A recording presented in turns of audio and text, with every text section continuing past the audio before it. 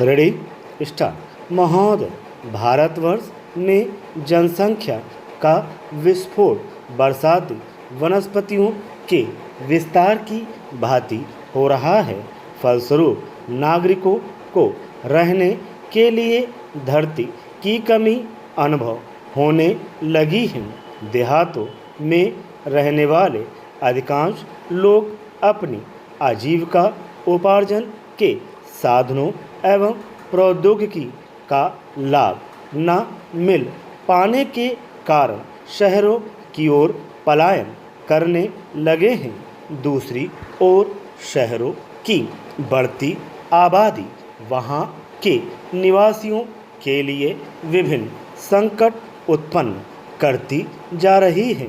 ग्रामीण क्षेत्रों में विज्ञान व प्रौद्योगिकी का महत्व अभी तक ठीक तरह से नहीं समझा जा रहा है।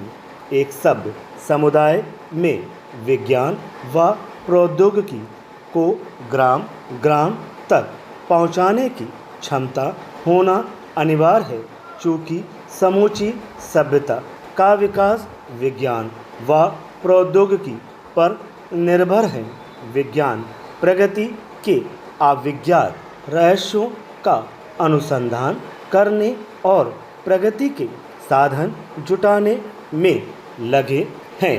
प्रौद्योगिकी ही वैज्ञानिक प्रणाली की वह स्थिति है जो आगे बढ़ने और महानता को उजागर करने का मार्ग सुझाती है। दिनचर्या को नियोजित कर सुखमय जीवन व्यतीत करने की कला सिखाती है। वह सर्वोपरि कलाकृति सभी जनमानस को उपलब्ध होनी चाहिए। Paragraph change. विज्ञान व प्रौद्योगिकी को गांव-गांव तक पहुंचाने और प्रत्येक जनमानस को लाभान्वित करने में असाधारण पराक्रम की आवश्यकता नहीं है और न ही यह असंभव कार्य है। ग्रामीण जनता को उनकी भाषा में प्रौद्योगिकी की जानकारी कराने से जहां एक ओर प्रौद्योगिकी की लोकप्रियता बढ़ेगी, वहीं दूसरी ओर जनमानस का जीवन स्तर उन्नत होगा। आवश्यकता बस इस बात की है कि प्रत्येक प्रतिभा को नियोजित किया जा सके। विज्ञान की प्रगति तो चंद्रमा व शुक्र ग्रह तक को छूने लगी, किंतु ग्रामों से उसकी जानकारी शून्य के बराबर है।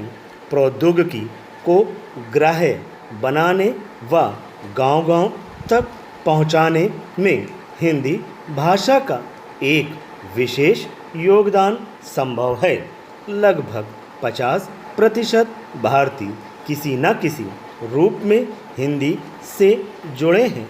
अपनी सामर्थ्य और कार्य की विशालता का मध्यवर्ती संतुलन जितने अच्छे ढंग से हिंदी भाषा में बैठ सकता है, उतना शायद और किसी भाषा में नहीं।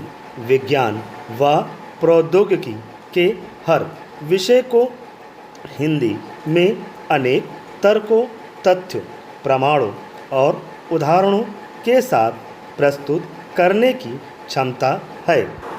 आजकल इंजीनियरिंग व उच्च शिक्षा राजभाषा हिंदी में दी जाने लगी है ताकि विद्यार्थी का मानसिक विकास सुगमता से हो सके और वह विज्ञान व प्रौद्योगिकी का अनुसरण कर सके। Paragraph change.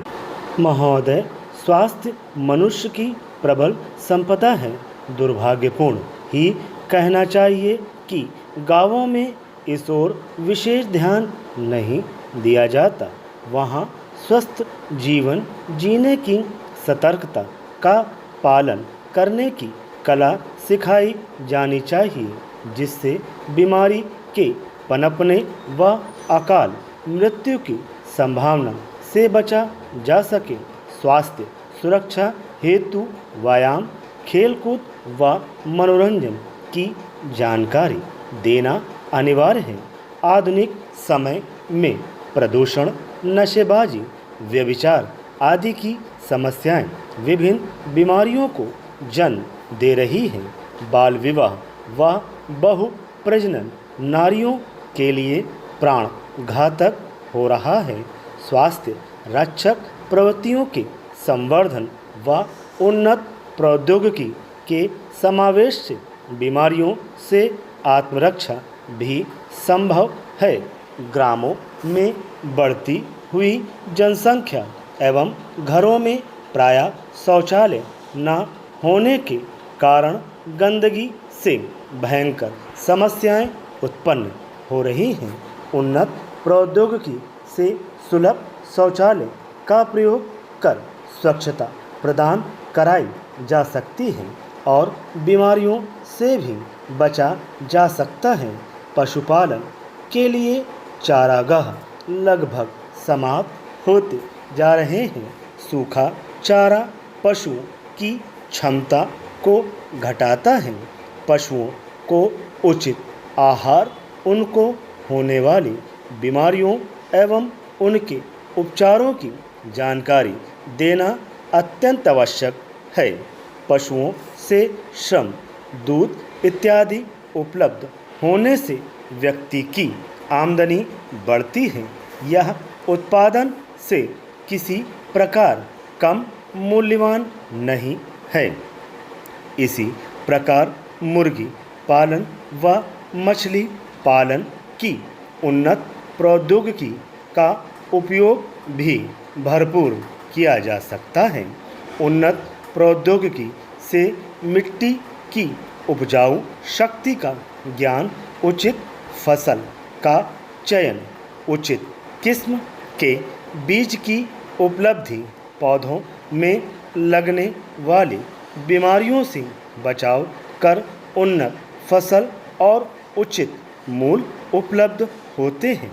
ईंधन की समस्या दिन प्रतिदिन विकट होती जा रही है। पारंपरिक ऊर्जा स्रोत शीघ्रता से क्षय होते जा रहे हैं और पर्यावरण की जटिल समस्या बढ़ती जा रही है। प्रायः ग्रामीण क्षेत्रों में ऊर्जा, खाना पकाने, रोशनी करने, सिंचाई, खेती बाड़ी, यातायात व लघु उद्योगों के लिए प्रयुक्त होती है। वैकल्पिक ऊर्जा स्रोतों की खोज एवं उसके अनुरूप उद्योगों का विकास आधुनिक समय की मांग है। पैराग्राफ 6। गांवों के लिए गोबर गैस प्लांट संयंत्र आधुनिक प्रौद्योगिकी की देन है। जापान में मनुष्य के मल को सड़ाकर खेती में खाद की तरह प्रयोग में लाया जाता है। उसे सोना खाद कहते हैं। इससे दो लाभ होते हैं। एक तो पशुओं के गोबर की कमी पूरी हो जाती है और दूसरे पैदावार भी अधिक मिलती है। पैराग्राफ 6। महोदय, हर युग में एक मुख्य स्वर होता है। आधुनिक युग में विज्ञान और प्रौद्योगिकी का स्वर सबसे मुखर है। आज जिस वैज्ञानिक युग में हम रह रहे हैं, शताब्दी के बाद उसके निर्माण में सबसे अधिक योगदान यूरोपीय देशों का है।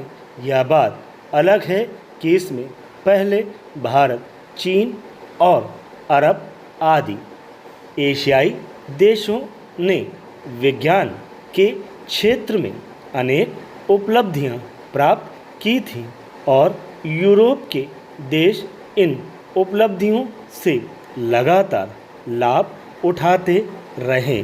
उल्लेखनीय है कि जब एशियाई देशों ने वैज्ञानिक प्रगति की थी तो विज्ञान व्यवसाय नहीं